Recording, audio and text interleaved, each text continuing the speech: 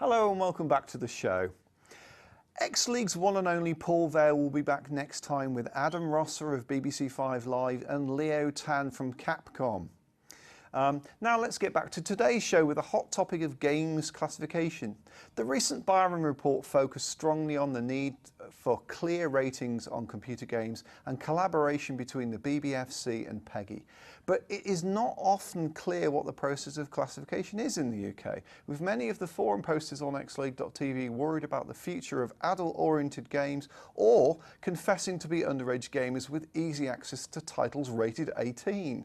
The argument that playing games above your age will harm doesn't seem to be widely accepted by the youths playing them.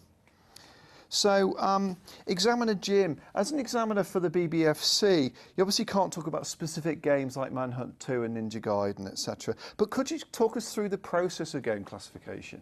Sure. Well, as I said, the first thing that happens is they're checked to see if they're stable when the game comes to us, because obviously we need to play through it. So if we can't get to a bit, then we may be playing through for 3 hours and then hit a progression bug and have to stop and come back to the company, get another copy, and so on. So that's the first step. 2 examiners are usually programmed to view any game, and they. Do you have to complete the whole game? No. What we do. Right. I mean that would just not be practical, really. Right. So what we do is we're given walkthroughs, cheat codes, level skips, as much as we can from the company to help us to check out as many different parts of the game as we can. I thought you were hardcore. Well, I mean, what we're usually given is about 5 hours for really big games. Work, really. Yeah, for really big games it's longer. For really small games it's less long, obviously. And we, using the help from the company and our gaming prowess, we basically try and play as much of the game as we can. Not kind of starting at the beginning and seeing how far we can get, but trying everything you can do in a game. So a kind of taster of everything, really. Yeah, all the core game mechanics, all the things that you're just allowed to do. Okay. So how does this compare with the PEGI rating? Well, PEGI, the first step for the PEGI rating is the developers fill in a questionnaire saying what's in their game. That spits out an answer at the end, and if they get a 3+, a 7+, or a 12+, that's their classification. Okay, well, fair enough. There's a big difference. Yeah. Jim, as a developer, to what extent do you think developers self-censor when they're trying to go for particular audiences? Is it a collaboration with the BBFC, or is it kind of like trying to put something dreadful in knowing it'll be cut to then let someone else get by? No, in all honesty, it's not in our interest to try and sneak things through at a lower age rating, because the worst thing that could happen is that we get a game that, we sneak something at a parent-friendly age group. Sorry, parent-friendly. Parents presumably know plenty about these things. Child-friendly age group. And then a parent discovers that actually that rating isn't reliable. Therefore, what happens? Well, that parent won't be buying many games in the future. So there won't be hot cocoa in Viva Pinata then? Well, we don't intend there to be. Well, there was sex in Viva Pinata 1. It just was done in a different way, wasn't it? It was romance, and it it was all very tastefully done. It wasn't erotic, really, was it? I mean, it was to me, Ellie, but it was just my... So's Ninja Gaiden. Okay, well, Ellie, to what extent do the media have a role to play in understanding about game classification and ratings and parents' choices? I think the media, I don't know that we do, really. I think our job is to tell parents, people who play games, whether the games are any good or not, I suppose. I think it's up to the ratings boards and the people who make the games to kind of be in charge of communicating the systems. Okay. Doree, obviously you're a specialist media, but what do you think the general media coverage of game classification has been? Has it been useful to hear GamesNight showing 15-year-olds playing GTA 4? Probably not. I mean, whoever, I wasn't actually aware of that. I mean, one thing that I would say about the BBFC's role in this, I mean, it's very easy for us to sit around and sort of slag off their decisions as the games industry and as gamers. And fun too. Well, and yeah, probably quite fun too. But I mean, one thing Itagaki, who you'd think has strong opinions on this kind of thing, said in an interview with us is quite a comment you wouldn't expect from him, really. Is that he has a lot of respect for all of these different organisations around the world and always agrees with their decisions, which is interesting. And they do play an important role. And I don't think, I mean, I personally don't agree with some of the things that BBFC has come out with over the last year.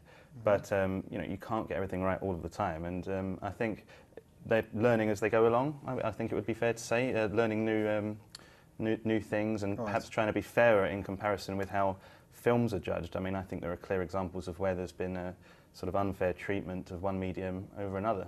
But I think it's fair to say that people aren't going to be obviously happy with every decision. People within the building disagree on decisions, and that's what makes it a useful process. As I said, 2 examiners view every game. Some of the time we agree, some of the time it's really easy because it's a simple issue that's come up, like strong language or something, which we have a kind of, an area to put it in. But sometimes we disagree as well. Okay, well that's interesting to know. Well, for some, game classification, as Jim already referred to, will always be like an ashtray on a motorcycle, but then you shouldn't be smoking anyway. Next up is Okami, originally an award-winning title on the PS2 that beat Twilight Princess to Game of the Year on many people's lists. Its quirky brushstroke style seemed a cert for porting to the Nintendo Wii or the DS novel control scheme.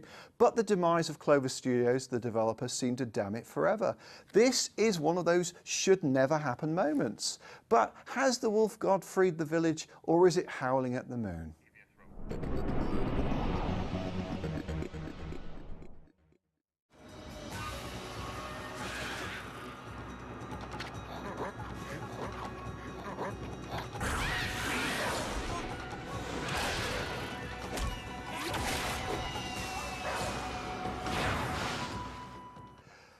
Doree, has the Wiimote control scheme, benefited this game? I think it has, and that's the number one thing, really, isn't it?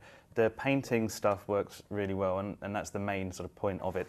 The way that you use the Wii remote as a wand, as a paintbrush, just works really well. But some of the other it's on screen now, isn't it? Showing there we go. I mean, some of the combat I found took a little bit.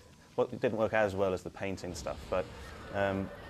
The control's the big deal here, and I think they've improved it over the PS2 version in that department. Okay, Examiner Jim, on the Manhunt debate, there was a lot of issues about the Wii control. So, do you think the Wii control actually fits this game and makes it better?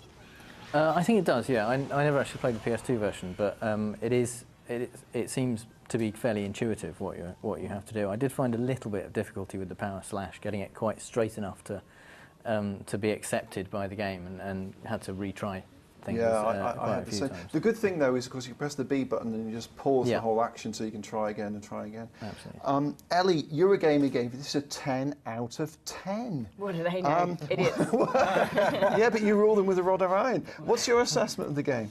I think it's a great game, absolutely. For me, I'm not sure if I would quite give it a 10. I think the combat isn't quite right, as Adam said, and there are definitely flaws in it. But yeah, the control system with the Wii, it is the perfect fit, just as kind of everyone predicted. They've done a really good job of porting it over, and yeah, I'd give it a 9.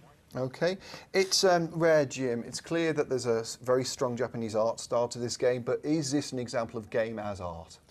I think when you say game as art, you're asking the question, is it going to sell to the mainstream? And I think the answer is unfortunately no. I think it's going to have the same history. And that's a real shame, because it's the kind of game that I think a lot of us personally would like to see more of, and like there to be more general appreciation of, which would really be saying that games are taken seriously as an art form. They're not currently, that much is clear. And okay. Well, how about scores? Let's start with you this time. Yeah, I think, I mean, it's such a fantastic game. It's almost a 10. It was so clearly nearly a 10 for me, but there were a few little things that let it down. Not so much that it's going to destroy the game, but I found the combat a little bit soggy with the Wiimote. The Isun brush was a little bit annoying, and yeah, that's pretty much it. So I'm giving it 9. Okay, 9. Ellie, have we already had your score? Yes, it's a 9. I'm going to go against the Eurogamer grain, because I'm allowed out sometimes, so 9. More controversial stuff.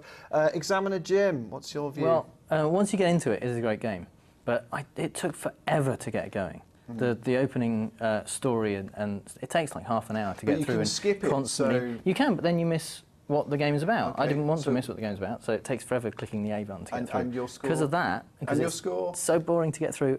7. Okay, sorry for skipping that bit. And finally, Doree, your score? 9. 9. I'll keep it nice and brief for you. Okay. Again, we're out of time for this. You might have told by the way I was kind of crouching things in. But we'll be back after the break with plenty more chat and a preview of Banjo-Kazooie, Nuts and Bolts, and Viva Pinata 2, Trouble in Paradise. See you after these messages.